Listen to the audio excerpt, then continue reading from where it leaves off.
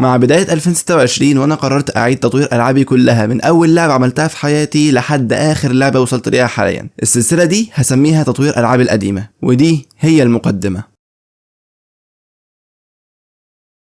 حاليا في 8 مشاريع هم الهدف في اعادة تطويرهم في السلسلة دي. في منها البسيط اللي ممكن يخلص في اسبوع او اسبوعين، وفي اللي ممكن ياخد اكتر من شهر، وده معناه ان في العاب ممكن تلاقوا لها فيديو واحد بس، ولعبة تانية ممكن تاخد كذا فيديو، وده على حسب حجم المشروع.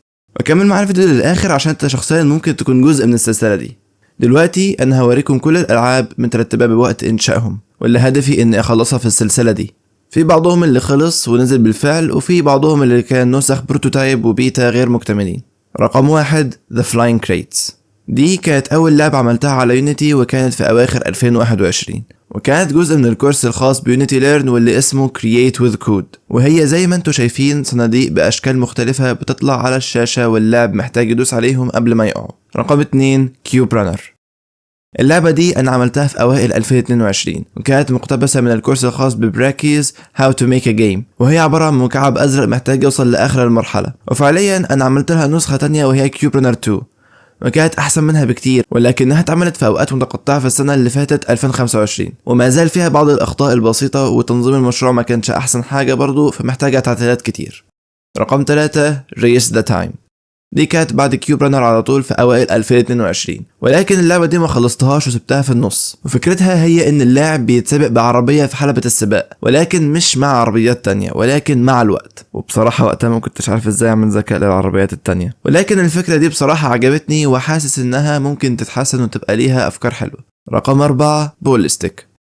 دي أول مشاركة ليا في جيم جام، واللعبة دي كانت لزنقة الألعاب 12 في يوليو 2023، وزي ما تعرفوا في زنقة الألعاب كان معايا 3 أيام بس عشان أعملها. والمفروض إن اللاعب كرة تنس بتتحكم في قواعد الفيزياء في العالم عشان توصل لخط النهاية، ولكن اللعبة دي ما طلعتش زي ما أنا متوقع. كان فيها أخطاء ومشاكل، وكان الجيم بلاي صعب، والتبديل بين قواعد الفيزياء ما كانتش سهلة. رقم 5 تاكسي لايف. يعتبر ده أول مشروع محترم أفكر فيه، وكان في أواخر 2023، وفكرته إن اللاعب هو سواق تاكسي معاه العربية بتاعته بيوصل بيها الناس اللي بتطلبه من الموبايل بتاعه. والأهم إن الهدف من اللعبة إنها تكون محاكاة واقعية لبيئة الشارع والسواقة فيه والتحكم في العربية نفسها، ولكن زيها زي ريس ذا تايم اللعبة دي اتثبت كبروتوتايب وما كملتش. رقم 6 فانتوم شيفت. دي أول لعبة فعلا ممتعة أخلصها، وكانت في جلوبال أرابيك جام 4 في يناير 2024، واللعبة دي خدت المركز الرابع في الجام. حتى لو دخلتوا على صفحة الجام هتلاقوها موجودة. اللعبة دي كانت معمولة على الثيم أنت عدو نفسك، والفكرة اللي جبتها هي إن في وراك أشباح بيقلدوا حركاتك، ولكنها متأخرة شوية، ولازم تمشي في المرحلة من غير ما تلمسهم، وتجمع كل القطع وتحطها في أماكنها عشان تفتح البوابة وتدخلها وتكسب المرحلة، زيها زي المرحلة في الشابتر التاني في لعبة سيليست. رقم 7 Save from the Storm. اللعبة دي قصتها ظريفة جدا، حيث انها شاركت في 2 جيم جام. اللعبة دي بدأت لما دخلت الجيم جام زنقة الألعاب، ولكن النسخة الخاصة بتاع 2024، وهو نفسه الجام اللي طلع منه لعبة زلمة يغرس قيم الظلومية. الجيم جام ده كان ما بين فبراير ومارس 2024، وكان الثيم هو غرسة. انا دخلت الجيم جام ده مع كام شخص، من ضمنهم مالك العتيق، هحط لكم رابط قناته في الوصف. وفكرة اللعبة اللي حاولنا نعملها ان انت لازم تغرس نباتات واشجار عشان التلوث البيئي اللي جاي من المصانع، وكل ما زادت المصانع زادت صعوبة اللعبة. ولكن الجيم جام كان قصير جدا وملحقناش خالص نخلص في الوقت، فبعد مدة قررت اني اخد نفس الفكرة واكمل عليها، ولكن في جيم جام تاني، وهو براكس جيم جام 2024.2، وكان في سبتمبر 2024، ولكن الثيم بتاعه Calm Before the Storm. انا كنت كده ولا كده عايز اعمل اللعبة بالفكرة بتاعت التلوث البيئي اللي وريتها لكم من شوية، فقلت يعني عاصفة تلوث بيئي عادي، ممكن اعمل عاصفة متكونة من التلوث البيئي وتحميها بالاشجار. ابدا الفكرة مش متناسقة مع بعضها، ولكن قلت جيم جام حلو نشارك فيه ونعمل اللعبة، يبقى ضربنا عصفورين بحجر. ولكن الحجر ما صابش ولا العصفور الاولاني ولا العصفور التاني، والجيم جام خلص من غير ما اخلص اللعبة. ولكن عموما فكرة اللعبة حلوة، وبالفعل عملت جزء كبير منها، ولكنها محتاجة تعديلات كتير برضو بسبب تنظيم المشروع الداخلي. رقم 8 سكايلاين فلايت.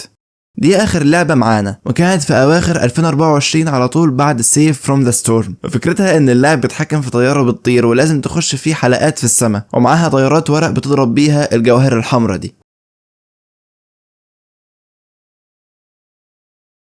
وهتسألني مفيش أي حاجة في 2025؟ هقولك دي اللي كان فيها محاولة إعادة تطوير كيوب رانر. ولو لاحظت إن معظم المشاريع مشكلتهم في تنظيم المشروع والأكواد، وده اللي يخليني محتاج أبدأ من على نضيف تماما. فعشان كده كتابة الأكواد بشكل نظيف وترتيب المشاريع أمر مهم جدا وضروري في تطوير أي مشروع برمجي، مش بس الألعاب. وانت كمان لو عندك اي لعبة قديمة ما تسيبهاش وترميها، انت بالفعل تعبت على ما جبت الفكرة بتاعتها وعملت منها نسخة اولية. حتى لو الفكرة مش عجباك ممكن تضيف عليها وتعدل فيها براحتك لحد ما توصل لحاجة ترضيك. ولو قررت تبدأ معايا الرحلة دي، حتى لو بتشوف الفيديو ده بعد ما نزل بمدة طويلة، ما زلت تقدر تبدأ معايا من اي وقت، حتى لو بلعبة واحدة بس. انا عملت قسم خاص في سيرفر الديسكورد خاص بالسلسلة دي، وبأي حد قرر يعيد تصميم لعبة قديمة ليه ويرجعها تاني بعد ما سابها بالشهور او حتى بالسنين. السلسلة دي تفاعلية بشكل كامل، كل الالعاب قدامكم بالفعل. لو حد حب يضيف اي فكرة او اقتراح للالعاب اللي شفتوها ممكن تكتبوها في التعليقات او في سيرفر الديسكورد، وممكن ان شاء الله مع المستقبل نعمل فيديوهات شهرية او ربع سنوية نستعرض فيها الالعاب الخاصة بيكم اللي قررتوا تعيدوا تطويرها مرة تانية. نبدأ بإذن الله مع اول لعبة معانا وهي ذا فلاينج كريتس، وبعدين مع الالعاب السبعة المتبقيين. اشوفكم ان شاء الله في فيديو جديد. سلام.